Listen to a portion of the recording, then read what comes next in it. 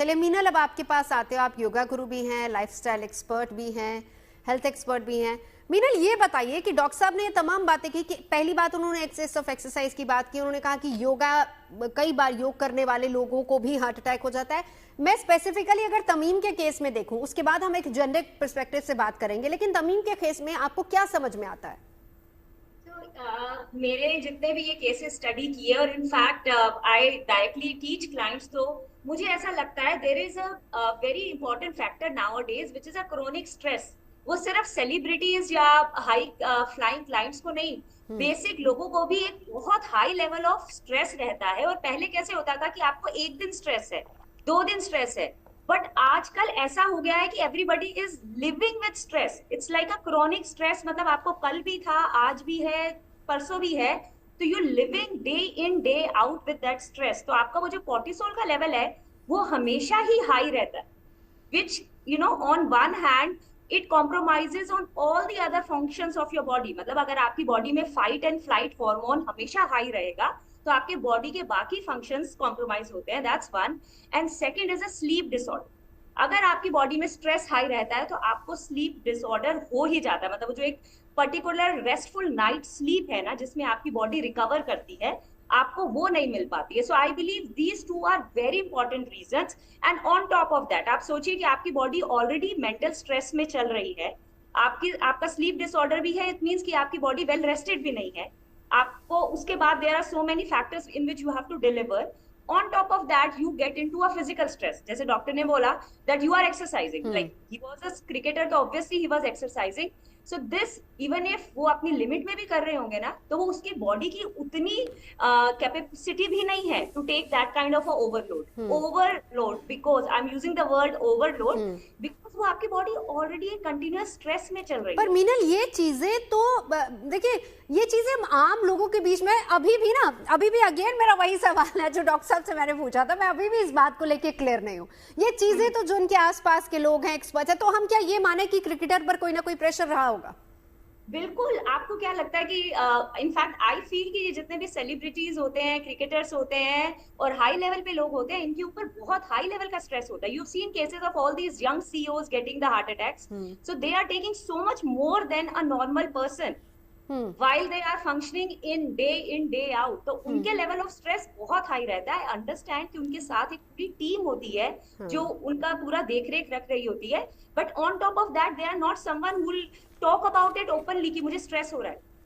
I'm under a very stressful position, or I'm not in position to play, or I'm not in position to do the kind of a work they might be doing।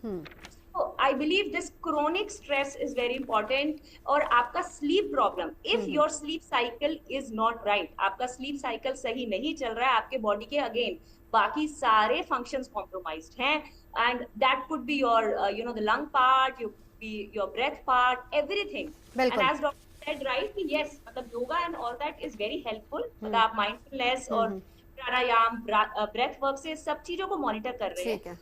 Again, you will have to look at the cause of the stress। That's very important। ठीक है, चलिए एक बार doctor Shikha Sharma, अब आपके पास आती हूँ। Diet यकीनन बहुत ज्यादा मैटर करती है, लेकिन अगेन तमीम के केस में कोई भी स्पोर्ट्समैन, स्पेशली अगर वो इतना बड़ा टूर्नामेंट खेल रहा है, बीपीएल में वो खेल रहे हैं, वो ऑलरेडी एक अच्छे क्रिकेटर रह चुके हैं, तो जाहिर सी बात है हम लोग ये मान के चलते हैं कि उनकी तो डाइट बहुत अच्छी होगी। डाइट का कितना बड़ा रोल हो सकता है इसके पीछे?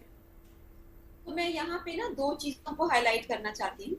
सबसे पहले कि जितना भी हम अभी तक पढ़ते आए थे, पहले एज अ मेडिकल डॉक्टर जो मैंने पढ़ा था कि भाई हार्ट अटैक में धीरे धीरे कोलेस्ट्रॉल प्लाक्स बनते हैं और उसको ब्लॉक करते हैं, और उसके बाद एक समय में जब तीनों ट्रिपल वेसल डिजीज में अगर ब्लॉकेज हो जाए तो फिर हार्ट अटैक हो सकता है।